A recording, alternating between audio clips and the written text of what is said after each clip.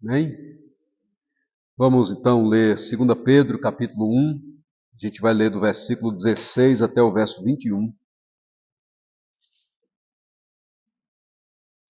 O título é A Superioridade do Evangelho de Deus. A superioridade do Evangelho de Deus. Diz assim a palavra do Senhor: Porque não vos demos a conhecer o poder e a vinda de nosso Senhor Jesus Cristo, seguindo fábulas engenhosamente inventadas, mas nós mesmos fomos testemunhas oculares da sua majestade, pois ele recebeu da parte de Deus Pai honra e glória, quando pela glória excelsa lhe foi enviada a seguinte voz: Este é o meu Filho amado em quem me comprazo. Ora, esta voz, vinda do céu, nós a ouvimos quando estávamos com ele no Monte Santo. Aleluia. Temos assim tanto mais confirmado a palavra profética, e fazeis bem em atendê-la, como a uma candeia que brilha em lugar tenebroso, até que o dia clareie e a estrela da alva nasça em vosso coração. Sabendo primeiramente isso, que nenhuma profecia da Escritura provém de particular elucidação, porque nunca, jamais, qualquer profecia foi dada por vontade humana. Entretanto, homens santos falaram da parte de Deus, movidos pelo Espírito Santo. Bendito seja o Senhor. Amém? O próprio texto aqui na Bíblia, o próprio título já fala assim, né? A superioridade da palavra de Deus. É interessante, irmãos, a gente imaginar por que Pedro vem agora trazendo esse assunto, mostrando o quanto o Evangelho é poderoso, o quanto o Evangelho é superior. Por que ele trabalha isso agora, nesse momento da carta? Porque a ideia geral de Pedro, ao escrever essa carta, é para alertar a igreja sobre falsos mestres e falsas doutrinas. Não é essa a ideia geral? Por exemplo, na primeira carta, a ideia geral de Pedro foi dar um conforto e um consolo para a igreja diante de uma perseguição. Essa perseguição militar, política, que estava ali para surgir, ou para se intensificar, porque já havia perseguições, mas estava para se intensificar contra o povo de Deus. Então Pedro escreve a primeira carta para abençoar a igreja, dando uma palavra de conforto, de fortalecimento. Mas a segunda carta, a gente já viu isso, né? Pedro escreve para alertar um outro tipo de perseguição, muito danosa, muito danoso também, né? Esse outro tipo, que é a heresia, que são os falsos ensinos. E aqui no capítulo 2, o apóstolo Pedro já vai falar sobre os falsos mestres. Ele vai falar. É interessante assim, porque a carta de Pedro, ela não apresenta detalhes sobre as heresias que os falsos mestres estavam transmitindo ali. Mas ele vai falar sobre o caráter desses falsos mestres, a postura que aqueles homens tinham, as obras que eles realizavam, e mostrar também que Deus haveria de julgar, como Deus julga ainda hoje, não é? Bendito seja o Senhor. Então, antes de Pedro falar sobre a postura, o caráter e as obras dos falsos mestres, consequentemente, eles iriam transmitir falsas heresias, Pedro ele traz uma base sólida sobre o que é o Evangelho, para mostrar para a igreja, olha, o Evangelho é superior a qualquer mensagem que esses falsos mestres possam transmitir. Bendito seja o nome do Senhor por isso, né? Então a carta se transforma numa exortação, para que aqueles irmãos estivessem assim, alertas, ativos, vigilantes em relação a essas falsas heresias. O que é que a gente vai ver nesse estudo? De uma forma simples, irmãos, a gente vai estudar 4 pontos fundamentais, baseados nesse texto que nós lemos agora, sobre a superioridade do Evangelho, né? 4 pontos aqui. E, na medida do possível, procurar aplicar esses pontos também para as nossas vidas. A gente vai meditar então por que o Evangelho é de fato superior. Superior. E a primeira resposta é porque a origem do Evangelho é divina. E isso já faz toda a diferença. Veja, a origem do Evangelho é divina. Eu não estou apenas dizendo que a origem do Evangelho é sobrenatural. Não estou dizendo apenas isso, estou indo além disso. Sabe por quê? Porque tem muitos livros considerados sagrados que vão apresentar que os seus adeptos, que os seus defensores, que os seus seguidores vão colocar uma ideia sobrenatural para a origem desses livros. Okay? Geralmente um anjo revelou, né? Alguém veio de longe, alguém que veio dentre os mortos, trouxe uma palavra, uma revelação e aí escreveu um determinado livro e muitas pessoas seguem religiões assim. Então eu não estou apenas dizendo que o Evangelho é uma mensagem de origem sobrenatural. Porque é, porque ela vem do céu, ela não parte da terra. Mas a origem, além de ser sobrenatural, ela é divina. Bendito seja o nome do Senhor. Né? E a gente tem isso, irmãos, de uma maneira muito forte aqui no versículo 21. Diz assim, olha, porque nunca jamais qualquer profecia foi dada por vontade humana. Olha que coisa maravilhosa. Nunca, jamais. Pedro procura deixar a coisa bem explicada, né? Se ele dissesse nunca, já deixava claro para a gente. Se ele falasse apenas jamais, já deixava a gente satisfeito, né? Mas ele diz nunca, jamais. E aí ele fala: qualquer profecia foi dada por vontade humana. E aí você me pergunta, pastor, conheço tanta profecia que foi dada por vontade humana? O senhor mesmo falou há pouco sobre revelações que são faladas, que as pessoas acreditam que são sobrenaturais, mas que não vieram diretamente de Deus. Profecias que vieram de homens. Mas Pedro está falando aqui de um grupo de profecias muito específico. Ok? Pedro, a gente tem que analisar esse nunca, jamais e qualquer profecia, a gente tem que analisar essa expressão qualquer profecia dentro do contexto. E o contexto é a ideia das Escrituras. O versículo 20 fala sobre nenhuma profecia da Escritura provém de particular elucidação. Então o texto está falando de um grupo bem específico. Que grupo é esse que nós temos hoje? Os 66 livros sagrados. Começando em Gênesis e concluindo em Apocalipse.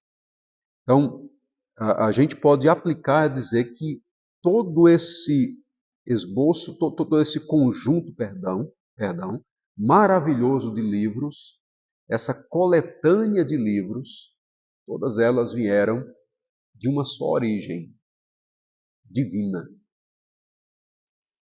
Existe a mente humana nesses livros? Tem. A Bíblia é maravilhosa. Sabe, queridos, a Bíblia, o tempo que ela levou para ficar pronta está entre 1400 a 1600 anos. É um tempo considerável. Para dizer assim, o cano está fechado. O que é cano? Os 66 livros. Cano vem de uma palavra grega, cano, que literalmente significa vara de medir. O que é que eles faziam antigamente? A gente hoje tem a fita métrica. A gente tem o laser, né, que já determina a distância de um ponto para outro. Eles não tinham isso antigamente.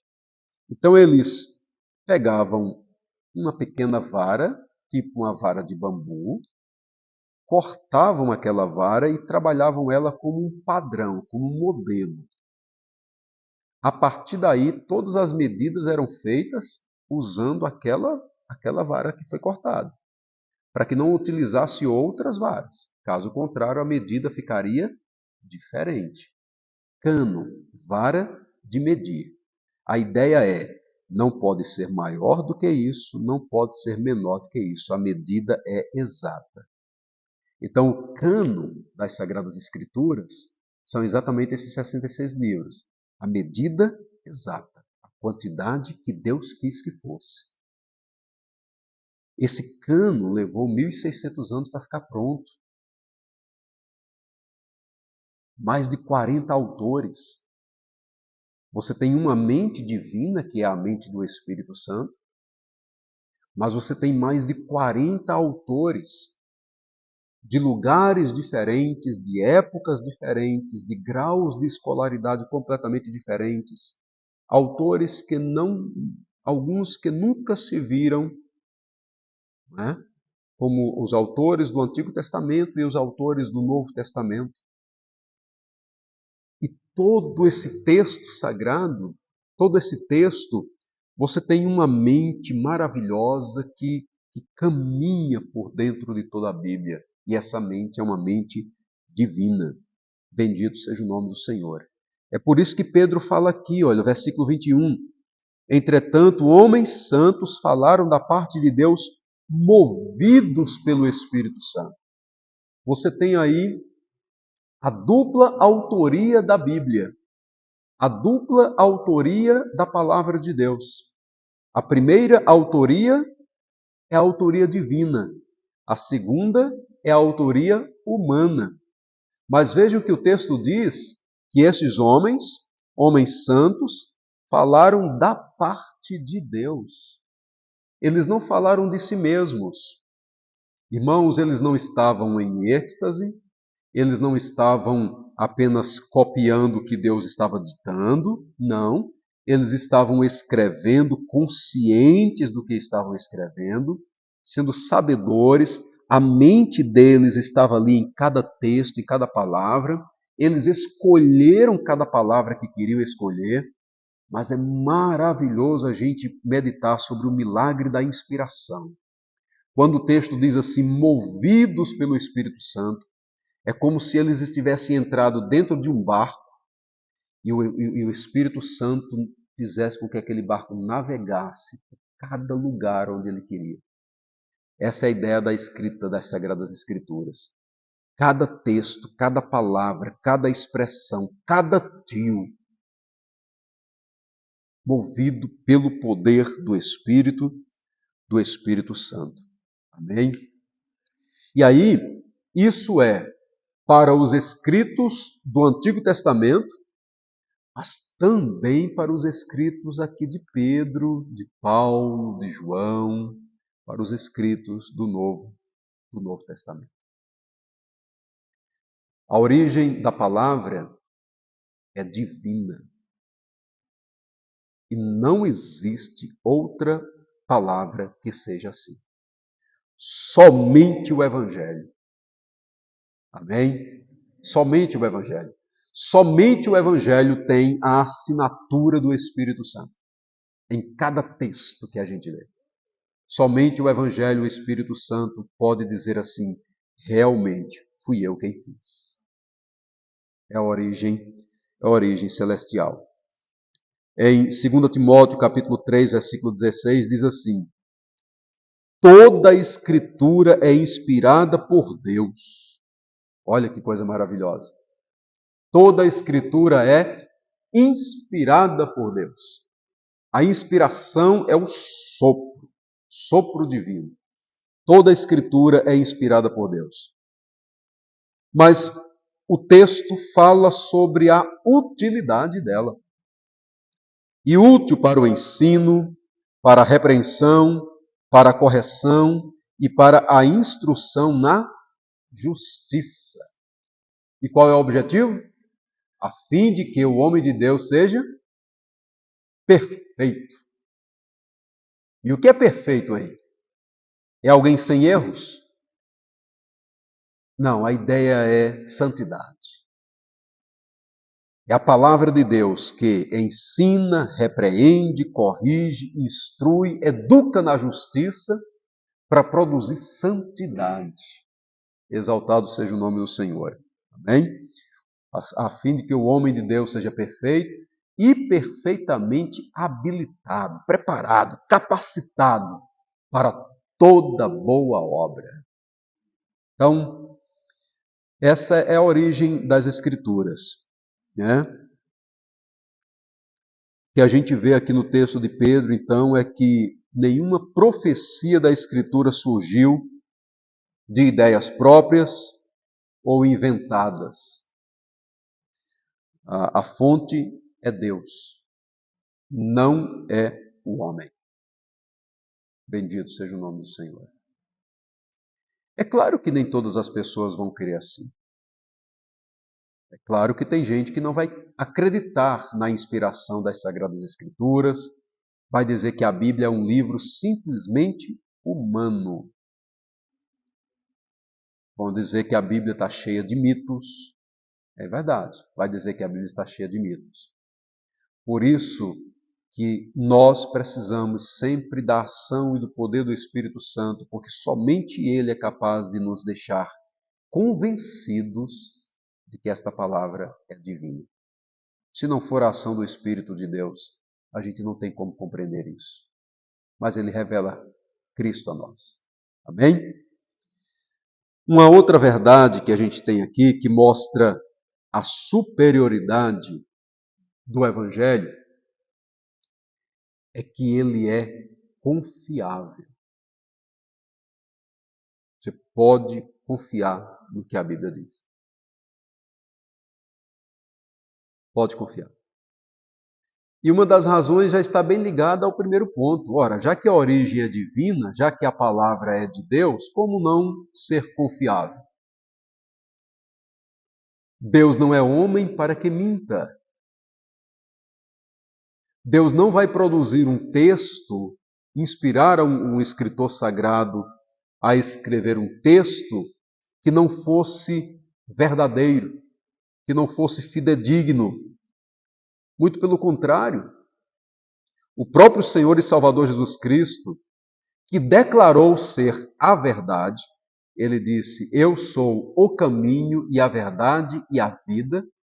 Orou ao Pai dizendo: Pai, santifica-os na verdade, a tua palavra é a verdade. Cristo, a verdade, testificando que a Bíblia é a verdade. E falando isso para o Pai: santifica-os na verdade. A tua palavra é a verdade. Então, o que é que a gente tem aqui no versículo de número 16? Olha o que Pedro diz. Não vos demos a conhecer o poder e a vinda de nosso Senhor e Salvador Jesus Cristo, seguindo o que, irmãos? Fábulas engenhosamente inventadas. A ideia de engenhosamente inventadas significa elaborada com sutileza, uma trama textual elaborada com o objetivo de enganar. As pessoas fazem muito isso. Produzem textos bem feitos, bem organizados, convincentes, mas mentirosos. As pessoas fazem isso. Mas a palavra não é assim. Pedro diz assim: olha, nós não vos demos a conhecer o poder e a vinda do nosso Senhor Jesus Cristo, utilizando esse tipo de trama, esse tipo de artimanha. Não, muito pelo contrário. E ele fala também, não seguindo fábulas engenhosamente inventadas. Fábulas são histórias ou histórias, né? Fábulas são mitos, são lendas, são esses contos de fada, né? Pedro diz, não, a gente não usa desse tipo de coisa. E aí é interessante porque, como, né, a irmã acabou de falar, a Nilva acabou de falar, as pessoas dizem que a Bíblia tem isso, que a Bíblia é assim, né? É um mito.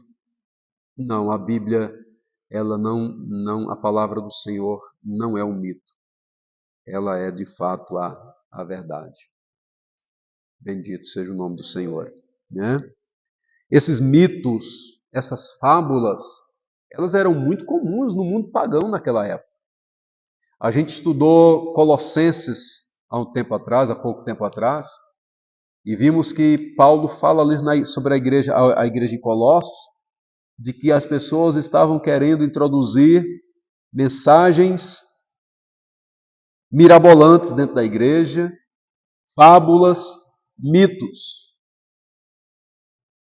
fazendo com que as pessoas seguissem a astros e adorassem a outros tipos de seres que não fosse o Deus vivo e verdadeiro. O mundo pagão, sim, tinha muitos mitos. Viviam baseado em fábulas. A mitologia grega, por exemplo, está aí muito forte. Até hoje a gente conhece muito sobre a mitologia grega. Não, a palavra não foi através dessas coisas.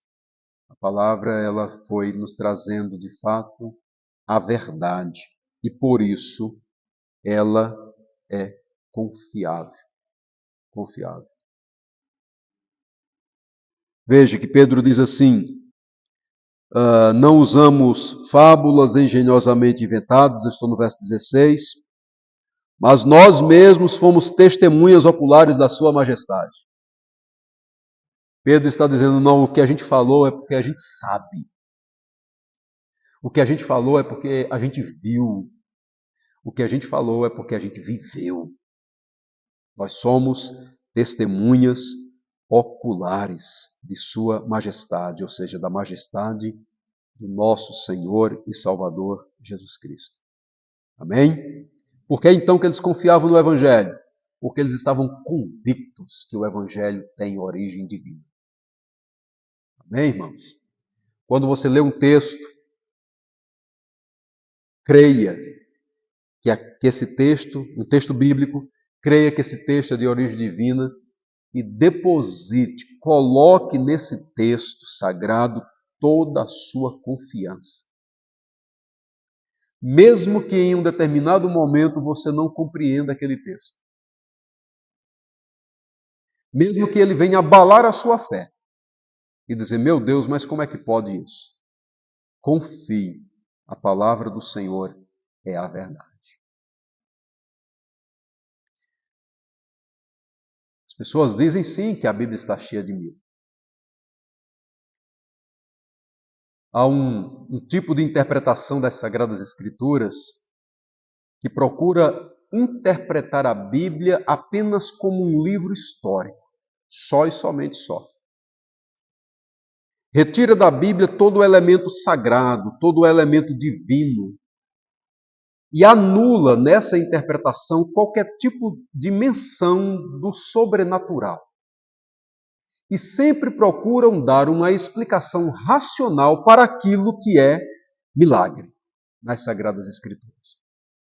E a explicação racional que eles trabalham é: isso é um mito, isso é uma fábula.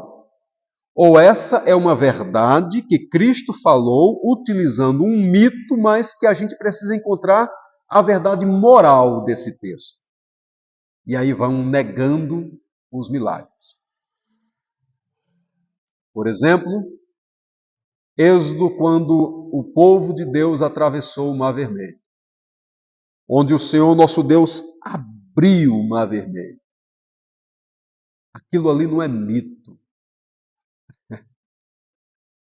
O Mar Vermelho foi aberto.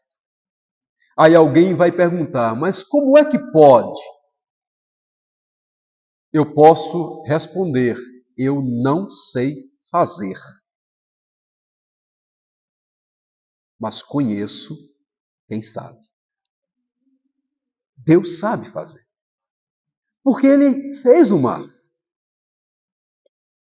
Ele pôs o limite até onde o mar pode ir.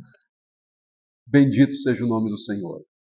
Mas aqueles que tentam tirar a ideia da veracidade do texto e da ideia da existência do milagre no texto sagrado, vão trabalhar aquilo como um fato histórico, verídico, mas algo que aconteceu por leis da natureza. Você já ouviu falar? Aqui no Brasil tem bastante. Na Paraíba tem, por exemplo, e em outros estados aí, onde tem o mar.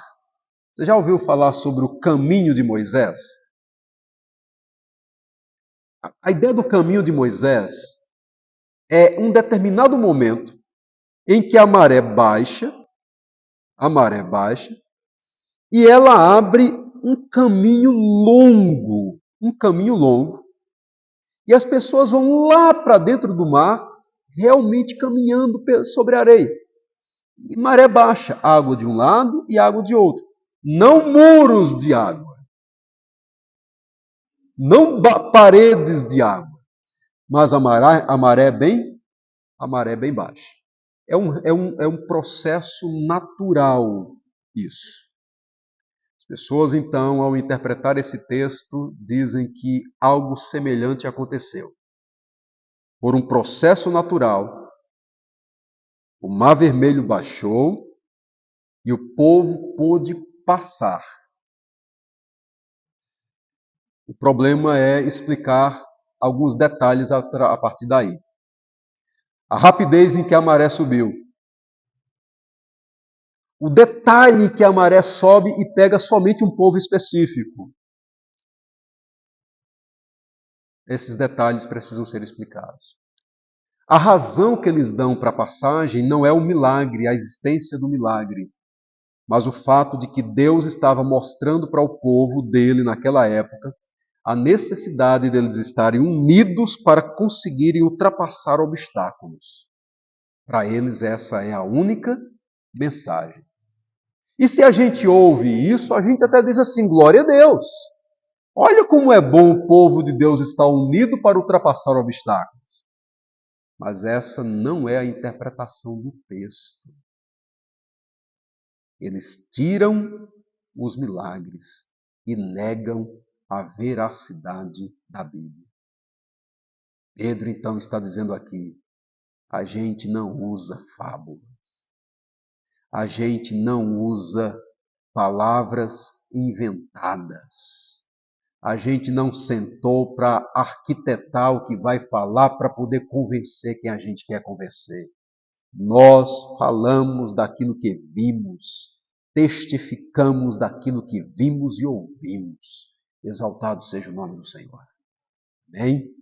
A Bíblia é, de fato, um livro confiável. 1 João, capítulo 1, versículo de 1 ao 3, o texto diz assim: o que era desde o princípio, o que ouvimos, o que vimos com os nossos próprios olhos, o que contemplamos e as nossas mãos tocaram, apalparam sobre o verbo da vida, a palavra da vida. Isso proclamamos. Sobre isso falamos. João está dizendo, a gente está falando daquilo que a gente sabe, que a gente conhece, que a gente tem vivência. Exaltado seja o nome do Senhor. Amém? Por isso que a palavra do Senhor, ela, de fato e de verdade, é um texto confiável. Confie na Bíblia, meu irmão. Confie em tudo que ela fala. Confie em tudo que ela realmente fala, porque ela não erra. Exaltado seja o nome de Deus. A terceira verdade que a gente encontra aqui em Pedro, voltando aqui para 2 Pedro capítulo 1, é que a mensagem do Evangelho, ela é a mensagem sobre o nosso Senhor e Salvador Jesus Cristo. Esse é o ponto central do Evangelho. Irmãos, na verdade, esse é o ponto central de toda a Bíblia. Cristo. Cristo. A primeira menção bíblica à pessoa do nosso Senhor e Salvador Jesus Cristo, está lá em Gênesis capítulo 3, versículo 15. Quando o Senhor fala sobre o descendente da semente da mulher. É Cristo ali. Ali nós temos o Evangelho já sendo proclamado por Deus. E olha a origem da mensagem divina. Não foi Adão que transmitiu a mensagem. Foi Deus. Quando o Senhor estava ali julgando a serpente, que não é um mito, de fato é o diabo ali no texto. Quando o Senhor nosso Deus estava julgando a serpente, Deus falou para ela: porém inimizade entre ti e a mulher, entre a sua descendência e o seu descendente. Esse te ferirás a cabeça, e tu lhe ferirás o calcanhar. Chamamos de o proto-evangelho. É o início, é o começo.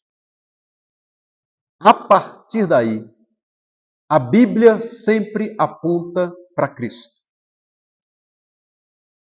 Através de vários momentos dentro das Sagradas Escrituras, a começar do Antigo Testamento até o Novo, claro.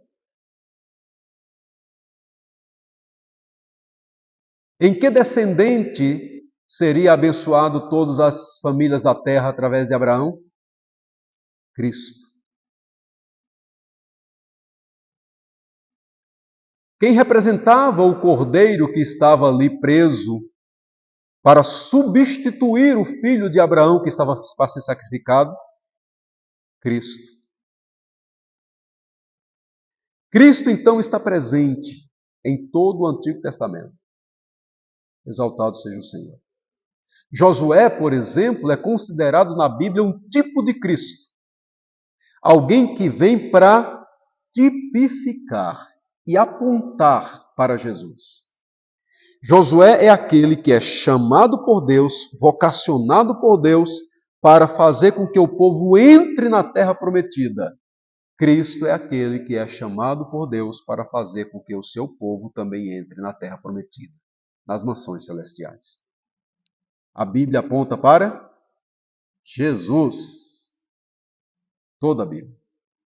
E aqui no texto sagrado, na segunda carta de Pedro, a gente vê, durante todos esses versículos, o apóstolo Pedro citando a pessoa do nosso Senhor e Salvador Jesus Cristo. Vejam, por exemplo, meus amados irmãos, versículo de número 17. Olha o que diz. Pois ele recebeu o quê? Parte de Deus Pai, honra e glória, quando pela glória excelsa lhe foi enviada a seguinte voz: este é o meu filho amado em quem me comprazo. Cristo aqui é o filho amado de Deus. E quando foi que aconteceu essa voz, aqui citada por Pedro? Na transfiguração. Qual foi o momento da transfiguração, irmãos? O que foi que aconteceu na transfiguração? Estão lembrados?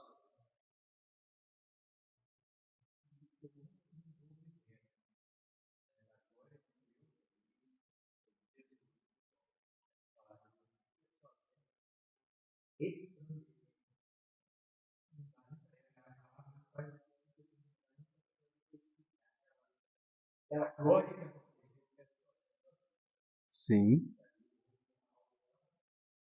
Sim. Eles estavam no monte. Eles estavam no monte. Pedro, Tiago e João foram levados por Jesus ao monte. E naquele momento houve essa manifestação gloriosa do poder de Deus. Né? Os apóstolos ficaram maravilhados e ouviram a voz. E Pedro está dizendo aqui, ó, Pela glória excelsa lhe foi enviada a seguinte voz. E no verso 18 ele diz: esta voz vinda do céu nós a ouvimos quando estávamos com ele no Monte Santo. Eu fico a imaginar que voz maravilhosa. Nós ouvimos essa voz. Essa é a ideia do texto.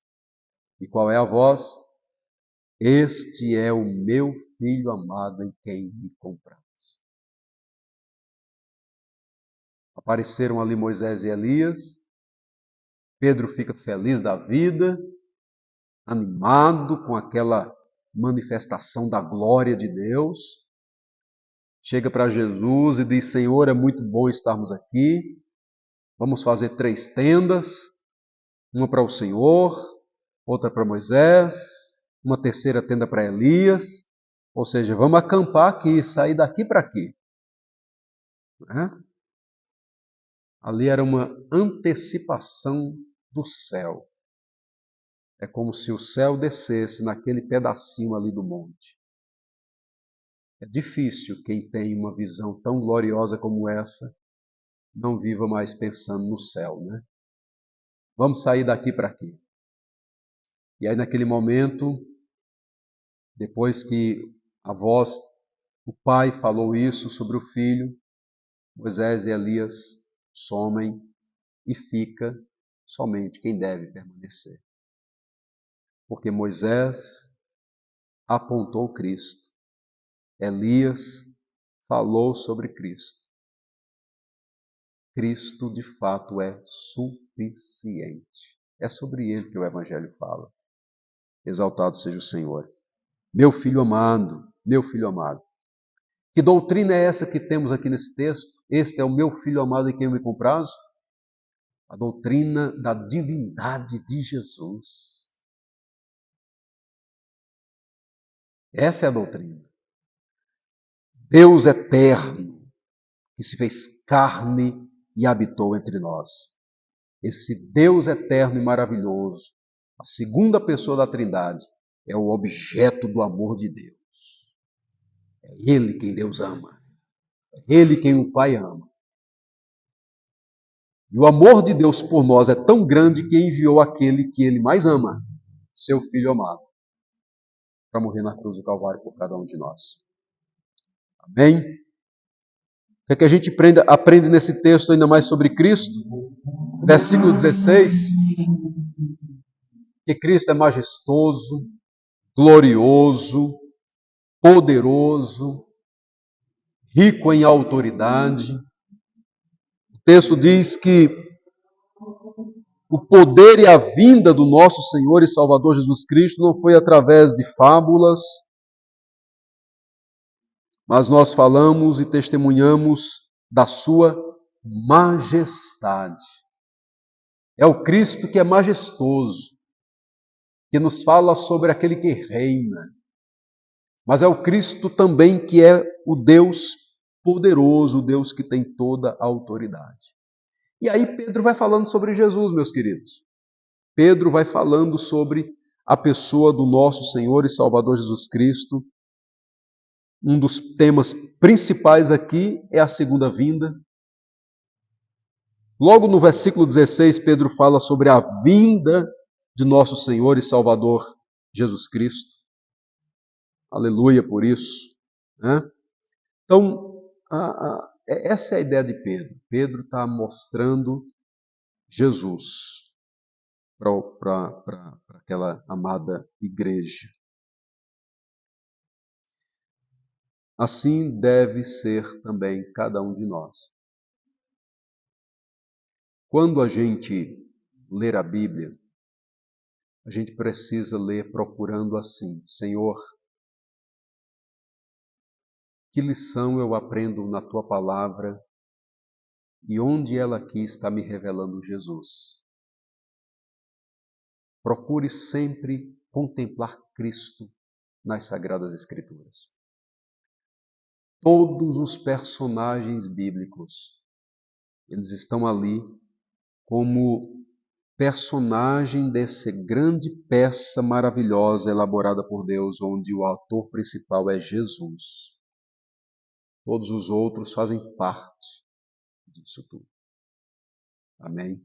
Mas eles devem apontar para o nosso Senhor e Salvador, Jesus Cristo. Jesus é aquele prometido por Deus no Antigo Testamento e cumprido aqui no Novo Testamento. Qual deve ser a nossa atitude também?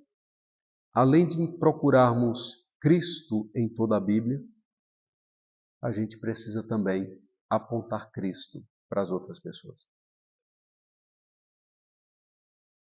Esse é o nosso dever, como igreja do Senhor e Salvador Jesus Cristo. E como membros dessa igreja que somos. Revelar Cristo. Revelar no sentido de falar. Cristo já está revelado nas Sagradas Escrituras. Mas proclamar. Antigamente, no texto bíblico, os cristãos eles eram chamados de o povo do caminho. Creio que em referência à declaração de Jesus, né? Eu sou o caminho. Eu sou o caminho. Usando essa expressão, alguém já disse o seguinte: nós devemos ser a igreja do caminho e não a igreja do cantinho. A igreja do cantinho é a igreja que se satisfaz aonde ela está. É a igreja que se satisfaz com o que ela tem. No sentido de o membro do cantinho é o membro que se satisfaz pelo fato de Deus ter operado salvação na vida dele. A ideia é, Deus me salvou, pronto, para mim está tudo muito bem. Mas o cristão do caminho anuncia Cristo a outro. E é isso que nós devemos ser. Crentes do caminho. Porque é para o caminho que Deus nos manda. Ide por todo mundo, pregai o evangelho a toda criatura. Sim? Erguei os vossos olhos e vede os campos que já estão brancos para a ceifa. Eis que o semeador saiu a semear. Disse o Espírito Santo a Filipe: ajunta-te a esta carruagem. É sempre a ideia de movimentar, de sair e de aproveitar as oportunidades e também procurar criar oportunidades para testemunhar do Evangelho do Senhor e Salvador Jesus Cristo. Quando você estiver exercendo as suas atividades no dia a dia, lembre-se disso. Você é crente do caminho. Leva Cristo para quem necessita. E é isso que o mundo precisa. E analisando a situação que a gente vive hoje em dia, esse mundo que parece que está assim, de cabeça para baixo, o homem sem Deus precisa urgentemente de Deus. Amém? Então, Cristo vem aqui nesse texto não apenas para ensinar a igreja doutrinariamente sobre quem é o Deus eterno, o ser divino, majestoso, glorioso e que um dia virá. Não. Pedro traz a necessidade da gente também revelar Cristo, a falar de Cristo para as outras pessoas. E por fim, amada igreja, qual é o quarto ponto que nos faz perceber a superioridade do Evangelho de Deus? É que ele tem poder para transformar vidas. E ele transforma. Pedro fala sobre as fábulas que não podem realizar essa transformação tão profunda, autêntica e eterna que o Evangelho produz. Quando eu comparo assim, meus queridos irmãos, é porque a gente sabe que tem livros que transformam as pessoas. Quando você lê um bom livro, esse bom livro pode transformar você. Um bom livro pode te colocar para frente. Um bom livro pode mudar a sua vida. Em muitas áreas. Em muitas áreas. Né? Em adquirir novas habilidades, novos conhecimentos para que possam ser aplicados em determinadas áreas da vida. Um bom livro pode te levar à prática. E o conteúdo, juntamente com a prática, vai te fazer ser uma pessoa melhor em uma determinada área. Quem só sabe fritar um ovo, se pegar um bom livro de receitas e ter a atitude de ligar um fogão, um dia vai aprender a fazer vários tipos de comida. Vai aprender. Esse livro que levou à prática vai mudar a pessoa. Mas nenhum realiza essa mudança que o Evangelho faz. Amém? Como falamos no início, poder de Deus para a salvação de todo aquele que crê. E quem é que está escrevendo esse texto? Pedro. Pedro. Aquele que foi testemunha ocular. Aquele que realmente viveu o quanto esta palavra é poderosa para transformar. Poderosa no sentido de salvar, poderosa no sentido de dar uma nova visão e uma nova missão para essa pessoa, poderosa no sentido de restaurar. Pedro viveu tudo isso. Vinde após mim, eu vos farei pescadores de homens.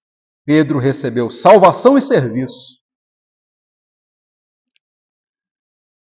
Mas lá em João capítulo de número 21, Pedro está recebendo restauração para que ele pudesse continuar servindo a Deus como ele deveria servir.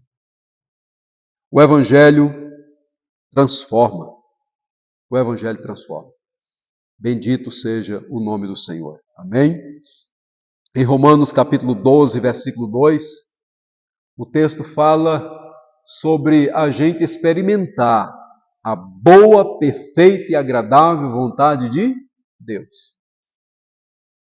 Não vos conformeis com este mundo, mas transformai-vos pela renovação da vossa mente para que experimenteis a boa, perfeita e agradável vontade de Deus. Não vos conformeis com esse mundo, não assuma a forma que o mundo quer que você seja. Não viva de acordo com aquilo que o pecado que está no mundo quer que você viva. Mude isso na sua vida. Transforme-se para a glória do Senhor. Aleluia. E o Evangelho pode fazer isso. O Evangelho faz isso, melhor dizendo. Transformou Pedro, transformou Paulo, transformou a gente. Ele mudou as nossas vidas. Há um livro muito bom chamado Evidências da Ressurreição de Jesus. Evidências da Ressurreição de Jesus. O objetivo do livro, como o próprio título diz, é mostrar provas de que o Senhor e Salvador Jesus Cristo realmente ressuscitou. O autor pesquisou durante anos provas bíblicas e extrabíblicas sobre a ressurreição de Jesus. E ele encontrou várias provas, inclusive extrabíblicas. E a última prova que ele escreve é: ele transformou a minha vida. Sabe por quê? Porque o início da caminhada foi de um estudante universitário que queria provar que a ressurreição era uma fraude. Com a mente científica, ele disse: buscarei todas as evidências possíveis para mostrar, para provar que a ressurreição de Jesus é uma mentira do cristianismo. E nessa tentativa de provar que Jesus não ressuscitou, foi convencido da ressurreição. E ele termina o livro dizendo: a última prova, a última evidência que eu trago para vocês é que nessa caminhada ele mudou a minha vida. Começou descrente, terminou o livro crente, dando glória a Deus. Irmãos, não há livro igual a esse. Não há palavra tão poderosa como essa. Bendito seja o nome do Senhor. Amém? Bem, algumas perguntas apenas para a gente refletir. Primeira, tenho baseado minha fé exclusivamente na palavra de Deus? Ou me deixo influenciar por ensinos humanos sem base bíblica? Já que a Bíblia, e somente a Bíblia, é a verdade, é a palavra de Deus, ela não é mente humana, engenhosa, fábula, a pergunta é: a minha fé eu tenho conduzido exclusivamente pela palavra, ou eu estou conduzindo a minha fé sendo influenciado por palavras humanas,